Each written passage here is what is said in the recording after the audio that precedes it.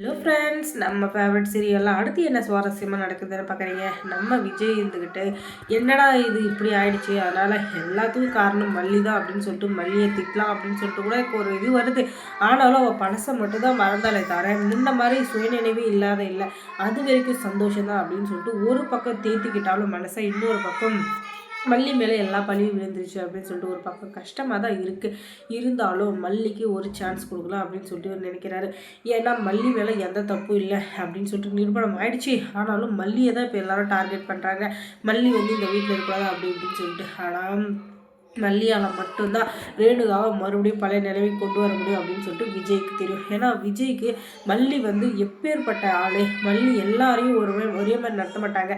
அவங்கவுங்க இயல்புக்கும் அவங்கவுங்க மனநிலைக்கும் தகுந்த மாதிரி தான் ஒவ்வொருத்தரையும் ட்ரீட் பண்ணுவா அப்படின்னு சொல்லிட்டு அவருக்கு நல்லாவே தெரியும். அதனால் மல்லி வந்து 100% நம்புறாரு. அதனால தான் இந்த நிஷா இருந்துக்கிட்டு அந்த மல்லி அக்கா முகத்தில் முழிக்கவே கூடாதுன்னு சொன்னப்போ கூட மல்லி இல்லாத வீட்டில் நானும் இருக்க மாட்டேன், நான் இல்லாத வீட்டில் என் பொண்ணும் இருக்க மாட்டேன் அப்படின்னு சொல்லி அவர் இருந்துக்கிட்டு அதே வீட்டில் தங்க வைக்கிறாரு.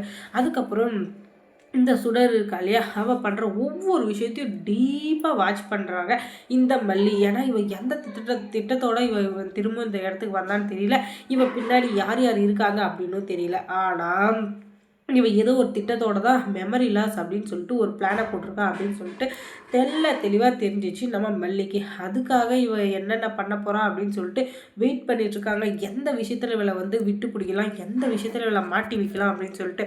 அதுக்கு தகுந்த மாதிரி இவன் அடிக்கடி ஃபோன் பேசுறது மறுபடியும் அதிகமாகிட்டே இருக்கு.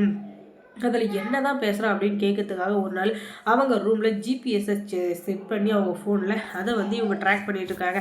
அப்போ தான் தெரிய வருது யாரோ ரகு அப்படின்ற ஒருத்தர் தான் அடிக்கடி கால் வருது அப்படின்றத கண்டுபிடிக்கிறாங்க. அப்போ தான் அவளுக்கு ஒரு ஞாபகம் வருது. ஒரு பையனை வந்து ரூமுக்குள்ளே அடைச்சி வச்சு அவன் வந்து சொன்னான் இல்லையா ரகு அப்படின்னு சொல்லிட்டு, அந்த ஆளை தான் இருக்குமோ அப்படின்னு சொல்லிட்டு அதுக்கப்புறமா இவங்களுக்கு ஒரு இது வர டவுட் வர அதுக்கப்புறம் தான் எல்லாமே உங்களுக்கு புரிய வருது. இவங்க எல்லாமே ஒரு பெரிய கும்பல் போல். அதை வச்சு தான் இவங்க அங்கங்கே என்னென்ன நடக்குதுன்னு சொல்லி பார்த்துட்டு இது பண்ணிவிட்டு அதுக்கப்புறம் மொத்தத்தையும் ஆட்டையை போடுறது தான் இவங்களுடைய முழு நோக்கம் போல் அப்படின்னு சொல்லிட்டு இவங்களுக்கு எல்லாம் புரிய வந்துச்சு. ஆனாலும் கையும் கலவமாக குடிக்கணும் இல்லையா, இல்லைன்னா இது நான் இல்லை வேறு யாரோ அப்படின்னு சொல்லிட்டு இவன் சாக்கு சொல்லி இவன் தப்பிக்கிறதுக்கும் வாய்ப்பு இருக்குது. அதனால் இவளை தப்பிக்கவே விடக்கூடாது, இவளை எப்படி கையும் கலமாக சிக்க வைக்கிறது அப்படின்றதுக்காக இவங்களுக்கு ஹெல்ப்புக்காக இவங்களுடைய ஃப்ரெண்டு ஒருத்தவங்கள வீட்டுக்கு வர வைக்கிறாங்க. அவங்கக்கிட்ட நடந்த எல்லாத்தையும் சொல்லி இவளை எப்படியாச்சும் நம்ம சிக்க வைக்கணும், இல்லைன்னா நீங்கள் வீட்டில் என்ன விபரீதம் நடக்கும், என்ன அசம்பாவிதம் நடக்கும்னு யாருக்குமே தெரியாமல் போயிடும்.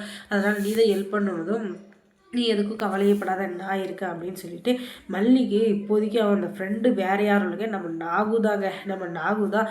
சரி மல்லி நீ எதுக்கும் கவலைப்படாத, இவளை வந்து அடியோடு இந்த வீட்டை விட்டு வெளியே துரத்துறது தான் நம்மளுடைய முழு வேலையாக இருக்கணும். ஏன்னா இவன் உண்மையான ரேணுகாவாக இருந்தால் கூட ஏதோ மாப்பிள்ளை தம்பி கூட சேர்ந்து வாழ்ந்துட்டு போகிறா அப்படின்னு சொல்லி விட்டுடலாம். ஆனால் இவன் உண்மையான ரேணுகாவும் இல்லை, இவன் வந்து உண்மையானவங்களும் இல்லை.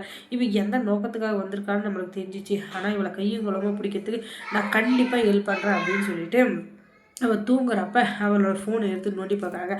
பாஸ்வேர்டு கேட்குது. ஆனாலும் இவன் என்ன பாஸ்வேர்டு போட்டு வச்சுருப்போம் அப்படின்னு சொல்லிட்டு பார்த்தா விஜய்க்கு தான் போட்டு வச்சுருக்கா.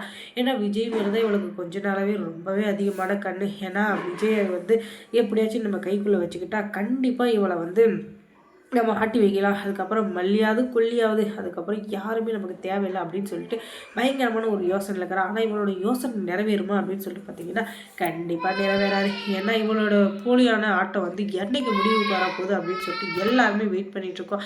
நீங்களும் வெயிட் பண்ணிட்டு இருக்கீங்க அப்படின்னா அதை நம்ம கமெண்ட்ஸில் சொல்லுங்கள். அதுக்கப்புறமா இந்த நாகு வந்துக்கிட்டு மல்லிகிட்ட போய் சொல்கிறாங்க. இவன் அடிக்கடி அந்த ரகு கிட்ட என்ன பேசிகிட்டு இருக்கான்னா, இவன் வந்து இந்த வீட்டில் வந்து நகை டாக்குமெண்ட் எதுவுமே இல்லை, கதிரேசன் வீட்டில் தான் இருக்குது. கதிரேசன் கிட்ட ஏதாச்சும் ஒரு இதை பிளானை போட்டு அந்த வீட்டுக்கு நான் போயிட்டேன்னா அதுக்கப்புறம் எந்த பிரச்சனையும் இல்லை, அங்கே இருக்கிற சொத்து பத்து எல்லாத்தையும் ஆட்டையை போட்டு நம்ம கிளம்பிடலாம் அப்படின்னு சொல்லிட்டு இருந்தா மல்லி அப்படின்னு சொல்லி இவங்க சொன்னதும் ஓஹோ அதுதான் மேட்ரா, இவன் பணம் நகை சொத்து இதுக்காக தான் ஆசைப்பட்டு இங்கே நடிக்க வந்திருக்கா. இது தெரியாமல் எல்லாருமே இவளை சுடர் தெரியாத இந்த ரேணுகான்னு சொல்லிட்டு நம்பிட்டு எல்லாருமே முட்டாளாக்கியிருக்கா இவ.